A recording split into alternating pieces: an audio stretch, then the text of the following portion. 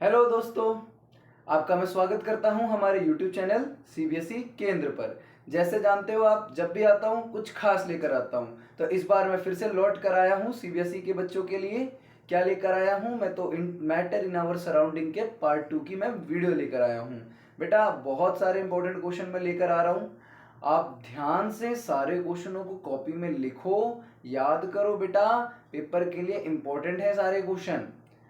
Video को ऐसे neglect मत किया करो, देख के आप छोड़ दो, ये गलत बात है। चैनल को सब्सक्राइब करो, ज़्यादा से ज़्यादा शेयर करो, तुम्हारे दोस्तों तक ये वीडियो पहुंचे। क्वेश्चंस बहुत ज़्यादा इंपॉर्टेंट हैं। चलो, बाकी बातें तो हम करते रहेंगे, हम अपने क्वेश्चंस की ओर बढ़ते हैं। तो देखो, पहला क्वेश्चन जो है हमारा, उसकी ओर आते हैं हम, देखते हैं क्या है वो। तो पहला क्वेश्चन है the mass per unit volume of a substance. अब देखो क्या पूछ रहा है कि भैया पर यूनिट वॉल्यूम पर किसी सब्सटेंस का जो मास होता है वो क्या कहलाता है। तो सिंपल सा है, पर यूनिट वॉल्यूम पर जो कोई सब्सटेंस है उसका जो मास है वो डेंसिटी कहलाता है। याद रखना, बहुत सिंपल क्वेश्चन है, ये डेफिनेशन है। The mass per unit volume of a substance is known as density. तो don't forget to like, share and subscribe the channel. So let us go to the next question. The melting point of ice is, अब the question is asking the melting point of ice is, बेटा अब आपसे पूछ रहा है कि जो ice है वो किस तापमान पर जो है पिघलती है। किस तापमान पे पिघलती है? बेटा 0 डिग्री के बाद जो भी तापमान ऊपर हो जाता है उसके बाद वो पिघलना शुरू कर देती है। और 0 डिग्री को अगर हम 0 डिग्री सेल्सियस को जब हम केल्विन में बदलते हैं, जो आपका 0 डिग्री सेल्सियस होता है वो केल्विन में किसके बराबर होता है? तो बेटा जो आपका 0 डिग्री सेल्सियस है वो केल्विन में किसके बराबर होता है? 273.16 केल्विन के। तो आपका ऑप्शन नंबर ए बिल्कुल करेक्ट हो जाएगा। टिक करेंगे और आगे बढ़ेंगे।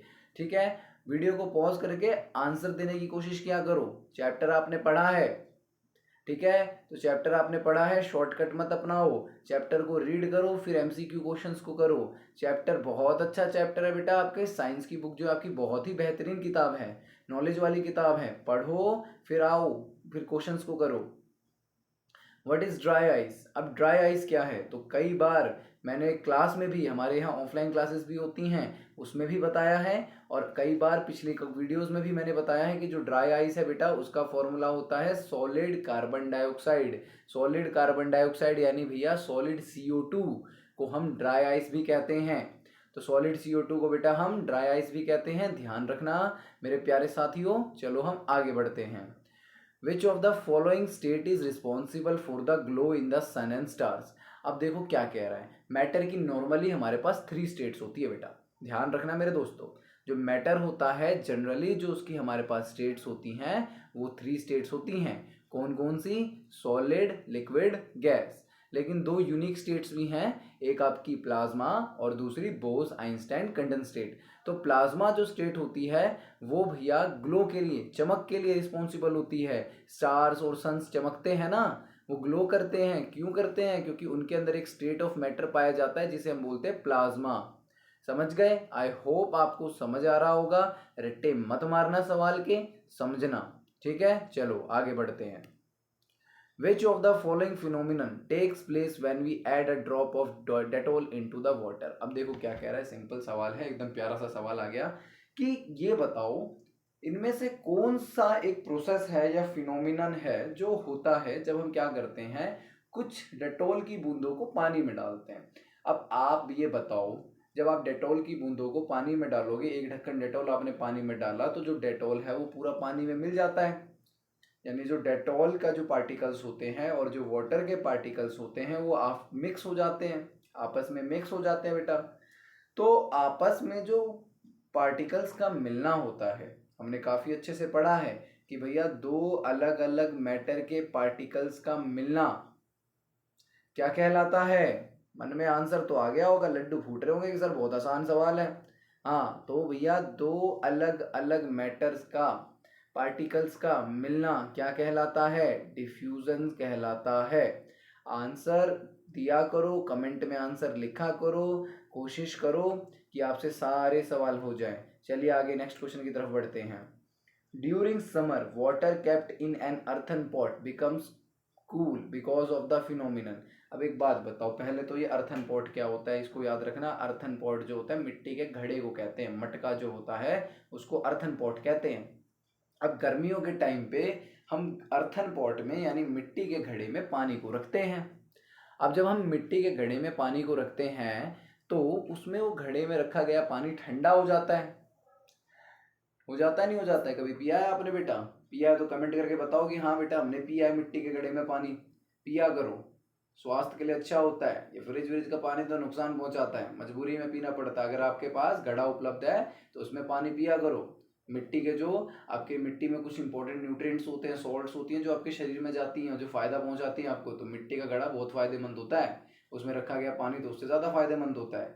चलो तो क्वेश्चन पे आते हैं हम वापस। तो देखो गर्मियों के समय में हम मिट्टी के घड़े में ना पानी रखते हैं और वो पानी ना ठंडा हो जाता है। और वो ठंडा हो जाता है तो बेटा फायदेमंद होता है अपने लिए, क्योंकि गर्मी में ठंडा ठंडा पानी मिल जाए तो ओए होए होए क्या बताऊं, अरे आत्मा को शांति मिल जाती है बेटा। आपने नोटिस भी किया होगा, आप एकदम गर्म गर्म तापमान से बाहर से आप आ रहे हो और फिर आपको कोई ठंडा ठंडा पानी ऑफर कर दे तो वो तो मतलब आपके लिए भगवान समान हो जाए। अरे भाई पानी ठंडा ठंडा पिला दिया यार तुमने तो। चलो तो मिट्टी का जो घड़ा होता है उसमें जो हम पानी रखते हैं तो वो ठंडा हो जाता है, क्योंकि हमने एक प्रोसेस पढ़ा है इवेपोरेशन। इवेपोरेशन क्या है? तो वो प्रोसेस जिसमें जो वाटर है अपने बॉइलिंग पॉइंट तक बिना पहुंचे ही इवेपोरेट हो जाता है, वाष्पीकृत हो जाता है, भाप में बदल जाता है, वाटर वेपर में बदल जाता है, उसी प्रोसेस को हम इवेपोरेशन कहते हैं। अब इवेपोरेट जब होता है कोई भी भैया वाटर जो है इवेपोरेट होता है तो वो क्या करता है, उस जगह की एनर्जी को एब्जॉर्ब करता है और उस जगह की एनर्जी को एब्जॉर्ब करके क्या हो जाता है, आपका इवेपोरेट हो जाता है। अब ऐसे जब वो इवेपोरेट हो जाता है तो उस जगह को वो ठंडा कर जाता है, याद रखना। चलो नेक्स्ट क्वेश्चन पे आते हैं। Which condition of the following will increase the evaporation of water. अब कुछ कंडीशन दी है, आपने रेट ऑफ इवेपोरेशन पढ़ा होगा, आपने पढ़ा होगा कि जो इवेपोरेशन है किन किन फैक्टर पर निर्भर करती है। ऐसे कौन कौन से फैक्टर हैं जिन पे जो इवेपोरेशन है मेरे भाइयों निर्भर करती है। तो देखते हैं तो ऐसी कौन सी कंडीशन है जिस पे इवेपोरेशन निर्भर करता है। तो इसमें से पूछ रहा है कि कौन सी कंडीशन पे जो इवेपोरेशन है वो बढ़ जाएगा, किस कंडीशन पे जो इवेपोरेशन है वो ज़्यादा होगा। तो देखो increase in temperature of the water, अगर हम पानी के टेम्परेचर को बढ़ा दें तो क्या इवेपोरेशन फास्ट हो जाएगा? हाँ हो जाएगा, बिल्कुल हमने पढ़ा है कि टेम्परेचर बढ़ने पे इवेपोरेशन भी बढ़ता है। नेक्स्ट ऑप्शन को रीड करते हैं। Decrease in the temperature of water, अब पानी का टेम्परेचर ठंडा कर दोगे तो भैया एक बात बताओ, ठंड के टाइम पे इवेपोरेशन ज़्यादा होता है, गर्मी के टाइम पे इवेपोरेशन ज़्यादा होता है? गर्मी के टाइम पे ज़्यादा होता है ना। तो ये याद रखना है कि ठंडे टेम्परेचर पे इवेपोरेशन नहीं होता, कम होता है। Less exposed surface area of water, अब भैया उस सरफेस एरिया कम कर दोगे, सरफेस एरिया कम होगा वहाँ पे भी नहीं भैया पानी इवेपोरेट होगा, ये ध्यान रखना। एडिंग कॉमन सॉल्ट, अब ये कौन सा जुगाड़ है भाई, पानी में नमक मिला दो इवेपोरेशन होने लगेगा, तो ये तो सरासर गलत ऑप्शन है। तो देखो आपका ऑप्शन नंबर ए बिल्कुल सही होगा। चलिए आगे बढ़ते हैं। अब देखो आ गए हैं आपके फिल इन द ब्लैंक्स। अब तो हम फिल इन द ब्लैंक्स की ओर चलते हैं, देखते हैं हमारे फिल इन द ब्लैंक्स में क्या क्या क्वेश्चंस हैं हमारे पास। चलिए आगे बढ़ते हैं। Early Indian philosophers classified matter into dash basic forms और एलिमेंट्स। आपने पढ़ा था कि जो पहले के हमारे देश के फिलोसफर्स थे, इंडियन फिलोसफर्स, हम इंडिया में रहते हैं ना बेटा, तो हमारे देश के जो इंडियन फिलोसफर्स थे उन्होंने क्या किया था, उन्होंने मेरे भाइयों मैटर को कुछ बेसिक फॉर्म्स में, कुछ बेसिक एलिमेंट्स में डिवाइड किया था, जिनको उन्होंने पंच तत्व कहा था। क्या कहा था? पंच तत्व। तो जो इंडियन फिलोसफर्स थे उन्होंने भैया मैटर को कितने पार्ट्स में डिवाइड किया था, कितनी बेसिक फॉर्म्स में? 5। कौन कौन सी थी वो? तो air, water, sky, earth and fire, ये 5 बेसिक फॉर्म्स थी जिसमें उन्होंने डिवाइड किया था, क्लासिफाई किया था। नेक्स्ट क्वेश्चन पे चलते हैं। The common unit of measuring volume is, volume, volume को मेज़र करने की कॉमन यूनिट क्या है? लीटर। याद रखना बेटा, जो वॉल्यूम होता है हम उसको किस यूनिट में मेज़र करते हैं? लीटर में। किस में? लीटर में। जो वॉल्यूम होता है हमेशा याद रखना लीटर में मेज़र होता है। चलिए आगे बढ़ते हैं। With increase in temperature the kinetic energy of the particles. अब एक बात बताओ, कितना अच्छा क्वेश्चन है, एक बात बताओ, आप जानते हो काइनेटिक एनर्जी क्या होती है? तो काइनेटिक एनर्जी मूविंग एनर्जी होती है, यानी भैया कोई ऑब्जेक्ट मूव कर रहा है तो उसमें क्या होती है? एनर्जी होती है। उसी एनर्जी को क्या क्या बोलते हैं हम? काइनेटिक एनर्जी बोलते हैं। तो हमने जब पढ़ा था कि जो काइनेटिक एनर्जी होती है वो कब बढ़ती है? जब टेम्परेचर बढ़ जाता है तो काइनेटिक एनर्जी भी क्या हो जाती है? बढ़ जाती है। जैसे अगर मैं आपको एक उदाहरण दूं, एक तरफ आपके ठंडा खाना पड़ा है और एक तरफ गरम गरम खाना पड़ा है, खुशबू किस खाने में से आएगी? गरम खाने में से। यानी गरम खाने का टेम्परेचर ज़्यादा है और ठंडे खाने का टेम्परेचर कम है। और जो गर्म खाने का टेम्परेचर ज़्यादा है तो वो ये बताता है कि उसके जो कण हैं, पार्टिकल्स हैं, वो ज़्यादा फ्री हैं, वो ज़्यादा एक्टिव हैं और इसीलिए वो दूर दूर तक फैल रहे हैं। इसीलिए हमें गर्म खाने की खुशबू ज़्यादा आती है और ठंडे खाने की खुशबू कम आती है। तो यहाँ पे बता रखा है कि अगर आप टेम्परेचर बढ़ा देते हो तो काइनेटिक एनर्जी जो है पार्टिकल्स की वो क्या हो जाएगी? वो भी इंक्रीज हो जाएगी। वो भी क्या हो जाएगी? इंक्रीज। याद रखना, आप अगर काइनेटिक एनर्जी इंक्रीज करना चाहते हो तो टेम्परेचर इंक्रीज कर दो, आपके जो पार्टिकल्स हैं उनकी जो मूवमेंट है वो इंक्रीज हो जाएगी। चलिए आगे बढ़ते हैं। The rate of diffusion of liquids is dash than the of solids. अब एक बात बताओ, सॉलिड जल्दी डिफ्यूजन शो करता है, लिक्विड ज्यादा शो करता है या गैस? कमेंट करके इसका आंसर मुझे बताओ, मुझे नहीं पता। भाई सॉलिड में सबसे ज्यादा डिफ्यूजन होता है, लिक्विड में होता है या गैस में होता है? किसमें होता है? जल्दी कमेंट करके बताओ। गैस में। किसमें होता है बेटा? गैस में। सबसे ज्यादा डिफ्यूजन जो होता है वो गैस में होता है। उसके बाद जो कम डिफ्यूजन होता है वो किसमें होता है? लिक्विड में। और सबसे कम डिफ्यूजन जो होता है वो होता है सॉलिड्स में।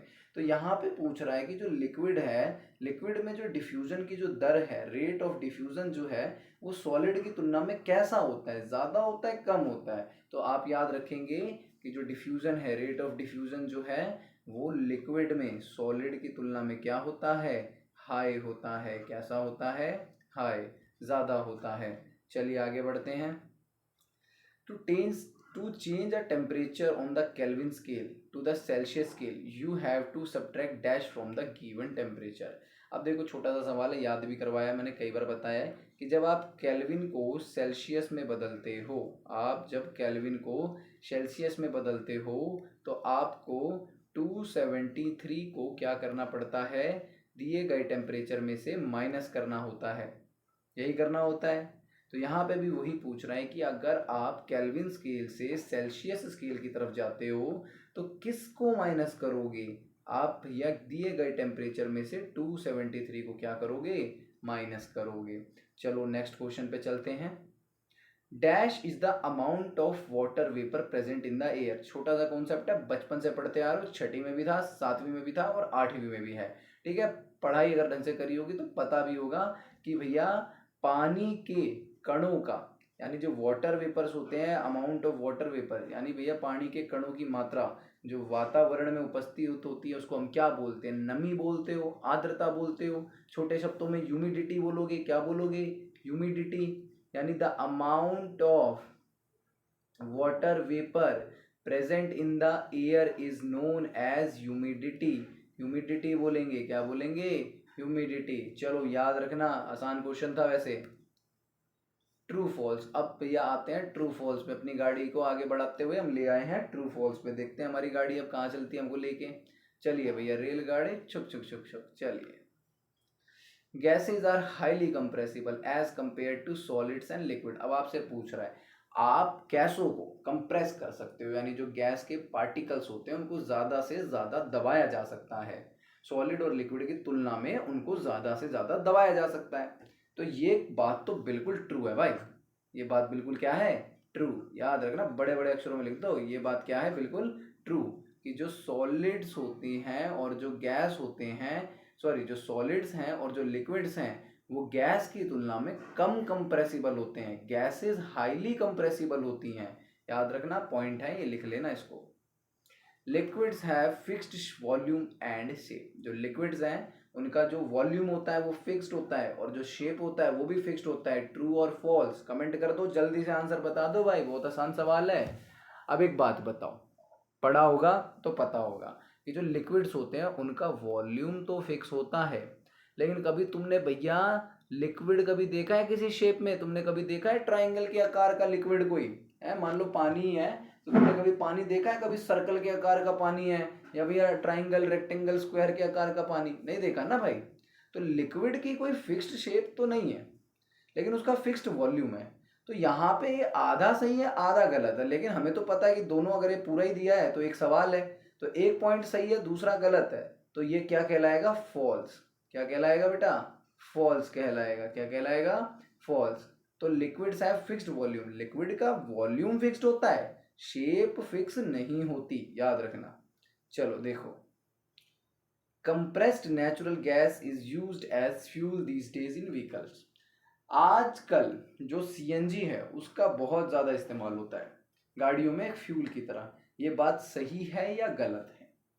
तो भैया बेसिक सी बात है, बचपन से पढ़ते आ रहे हो, जनरल नॉलेज का क्वेश्चन है कि भैया जो सीएनजी होती है उसको कंप्रेस्ड नेचुरल गैस कहते हैं। पहली बात तो उसकी फुल फॉर्म याद हो जाएगी, और दूसरा बेटा हाँ, वो व्हीकल में एक फ्यूल की तरह इस्तेमाल होता है। आपके मार्केट्स में या भैया आपके रोड्स पे बहुत सारी गाड़ियां हैं जो सीएनजी पे चलती हैं। सीएनजी गैस के सिलेंडर्स आपने देखे होंगे, जैसे आपके ऑटो रिक्शास जो होते हैं वो सीएनजी पे ही, अधिकतर सीएनजी पर ही चलते हैं। तो ये बात तो ट्रू है बिल्कुल कि जो सीएनजी है आज की दुनिया में वर्तमान में इसका प्रयोग फ्यूल की तरह होता है। चलो नेक्स्ट क्वेश्चन पे आ जाओ। The state of matter can not be changed by changing temperature और प्रेशर। अब ये तो बात बिल्कुल ही गलत हो गई।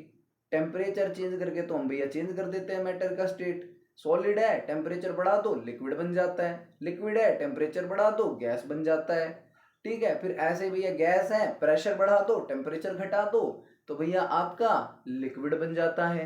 यानी लिक्विड से गैस, गैस से सॉलिड, सॉलिड से भैया लिक्विड, ये प्रक्रिया चलती रहती है, बदलते रहते हैं, ये इंटर कन्वर्टिबल है ये लोग।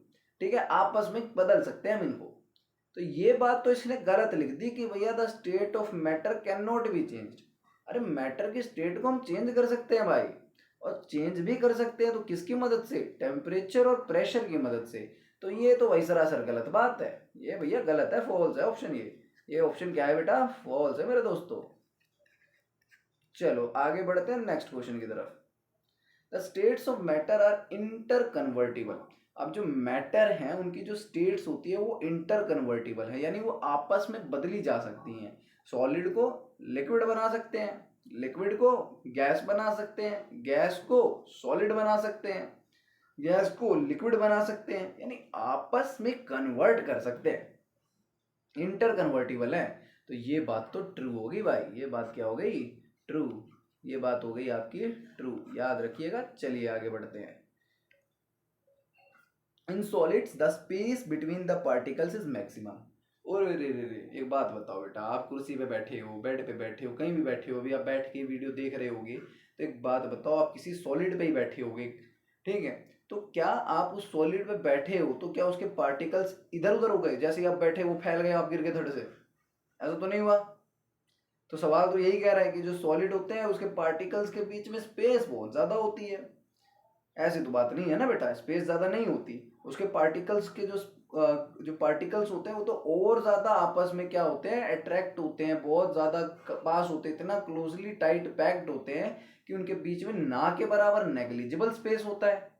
तो ये ऑप्शन गलत है। यहाँ पे अगर मिनिमम लिखता तो ये ऑप्शन क्या हो जाता? सही।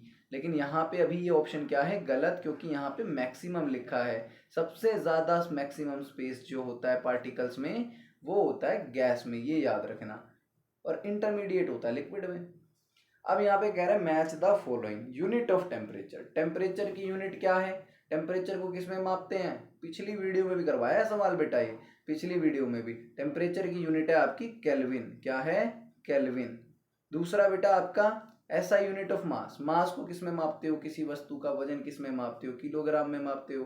तो ऑप्शन 2 ये हो जाएगा। ये आपका ऑप्शन 1 है, इसको थोड़ा बड़ा कर देते हैं। दूसरा बेटा यूनिट ऑफ प्रेशर। आपने बकायदा अगर आपने किताब पढ़ी होगी ना, किताब के आखिर में ना जहाँ पे क्वेश्चन दे रखे हैं ना, एक्सरसाइज के क्वेश्चन, वहाँ पे ना ब्लू कलर की एक टेबल बनी हुई है जहाँ पे ये सारी यूनिट्स लिखी हुई है बेटा। याद कर लो, इंपॉर्टेंट है पेपर के लिए। एक भी आ गई ना, 1 नंबर का नुकसान करवा बैठोगे, तो याद कर लेना इसको। तो SI unit of temperature, pressure की एसआई यूनिट क्या है, तो ये भी पढ़ी होगी आपने। पास्कल नाम के एक भाई साहब थे, उन्होंने भैया बच्चों के लिए एक यूनिट ढूंढी थी प्रेशर की, ठीक है। The unit of weight, weight क्या है, तो वेट एक तरीके का फोर्स है। वेट एक तरीके का क्या है, फोर्स। तो फोर्स की जो एसआई यूनिट यानी वेट की जो एसआई यूनिट होती है वो होती है न्यूटन। और डेंसिटी की तो पिछले वीडियो में ही बताई थी, हर वीडियो में एक बार आ ही जाता है ये, किलोग्राम पर क्यूबिक मीटर। तो ऑप्शन नंबर 5 ये आपका हो जाएगा। लिख लेना, स्क्रीनशॉट लेना, स्क्रीनशॉट ले लो। मैं तो कह रहा हूँ लिख लो भाई, कॉपी में बैठो लिख लो, कुछ नहीं होना तुम्हारा, 20 मिनट 25 मिनट खर्च हो जाना है, तुम्हारा ही फायदा है, लिख के याद कर लो। चलो, what is the process known as in which a solid is converted directly into gaseous state without coming into a liquid state? अरे अरे अरे, कैसा सवाल लिया, इतना खतरनाक नंबर है, तुम तो फटाक से आंसर दे दोगे एकदम। निकाल दो आंसर फटाफट, लाओ कमेंट बॉक्स में। तो देखो क्या कह रहा है, 1 वर्ड में आपको आंसर देना है। पूछ रहा है कि भैया उस प्रोसेस का नाम बताओ जिसमें एक सॉलिड जो है डायरेक्टली गैस बन जाता है। मतलब भैया आपने एक सॉलिड रखा, गए बाहर घूमने, बोले चाय वाय पी के आते हैं, और वो डायरेक्ट गैस बन गया, यानी वो लिक्विड बना ही नहीं। तो इस प्रोसेस को हम क्या कहते हैं, उस प्रोसेस का नाम बताना है कि भैया बिना लिक्विड में चेंज हुए एक सॉलिड डायरेक्ट गैस बन जाए, तो उस प्रोसेस को हम क्या कहते हैं। तो उस प्रोसेस को बेटा हम कहते हैं सब्लिमेशन। क्या कहते हैं उस प्रोसेस को, सब्लिमेशन। पढ़ा होगा आपने, नहीं पढ़ा तो याद कर लो। सब्लिमेशन, सब्लिमेशन एक ऐसा प्रोसेस है जिसमें एक सॉलिड बिना लिक्विड में चेंज हुए डायरेक्टली गैस बन जाता है। याद रखना, भूल मत जाना मेरे प्यारे साथियों। चलो आगे बढ़ते हैं। How many states of matter exist normally in nature. देखो सवाल देखो क्या कह रहा है, मैटर की कितनी स्टेट्स हैं नेचर में नॉर्मली पाई जाती है, नेचुरल रूप से पाई जाती हैं। तो भैया आपके पास केवल और केवल 3 स्टेट्स हैं, मैंने पहले भी बताई थी। जनरली हमारे पास मैटर की 3 स्टेट्स हैं, और पढ़नी भी हमें 3 ही होती हैं। 2 स्टेट्स जो हैं वो हमारे लिए लेस इंपॉर्टेंट हैं, लेकिन रीड कर लेना एक बार थोरोली, उसको पीछे दे रखे हैं 2 भैया फोटो बना रखी है एल्बर्ट आइंस्टाइन की, वहाँ पे देख लेना उसको। वैसे मैटर की 5 स्टेट्स होती हैं, लेकिन हमें याद रखनी है केवल 3 स्टेट्स। कौन कौन सी, तो एक है आपकी सॉलिड, दूसरी है आपकी लिक्विड, और तीसरी है आपकी गैस। क्या बात है, याद है क्या। चलो आगे बढ़ते हैं। What is that temperature called at which solid melts to become a liquid at the atmospheric pressure? सवाल आसान है, पढ़ के समझ आ गया होगा, नहीं आया तो मैं समझा देता हूं। उस टेम्परेचर को हम क्या कहते हैं जिस पर एक सॉलिड मेल्ट होकर पिघलकर लिक्विड बन जाता है एटमॉस्फेरिक प्रेशर पे, यानी नॉर्मल, यानी आपका वायुमंडल के दाब पर, यानी भैया एटमॉस्फेयर के प्रेशर पे एक आपका सॉलिड है, वो मेल्ट होके लिक्विड बन गया, तो उसको हम कहते क्या है, उस पॉइंट को हम कहते क्या है। देखो हिंट दे दी मैंने, बताओ क्या कहते हैं। तो सॉलिड मेल्ट हो रहा है ना, तो जिस टेम्परेचर पे एक सॉलिड मेल्ट होकर लिक्विड बनता है, तो उस पॉइंट को ही हम कहते हैं मेल्टिंग पॉइंट। क्या कहते हैं, मेल्टिंग पॉइंट। क्या कहते हैं, मेल्टिंग पॉइंट। याद है ना भाई, भूल गए, लिख लो, याद करना है इसको। चलो, what is that state of matter which has maximum compressibility. अरे अरे अरे, अभी मेरे को याद है, ऐसा क्यों लग रहा है मैंने ये सवाल अभी करवाया, पीछे मैंने बताया था इसका आंसर, बताया था बेटा, देख लो। इसका आंसर नहीं दिया ना तो भाई दिल से बुरा लगेगा भाई, देख लो। What is the state of matter which has maximum compressibility. वो कौन सी मैटर की स्टेट है जिसमें मैक्सिमम कंप्रेसिबिलिटी होती है। कंप्रेसिबिलिटी यानी ज्यादा से ज्यादा उसके पार्टिकल्स को हम दबाकर पास में ला सकते हैं। सबसे ज्यादा कंप्रेसिबिलिटी किस में होती है, बता दो। हाँ यार, निकाल दीजिए आंसर, लिख दीजिए कमेंट बॉक्स में, डाल दीजिए आंसर कि भैया क्या, गैस। क्या, गैस। गैस में सबसे ज्यादा कंप्रेसिबिलिटी होती है। चलो नेक्स्ट क्वेश्चन की तरफ चलते हैं। ओह, क्वेश्चन तो खत्म हो गए। तो आज का वीडियो सेशन बेटा यहीं पे हम खत्म करते हैं। चैनल पे अगर आप नए हो तो चैनल को सब्सक्राइब करके जाना, वीडियो अच्छा लगा तो कमेंट करके जरूर बताना। ठीक है मेरे दोस्तों, चलो मिलते हैं आपसे अगली वीडियो में।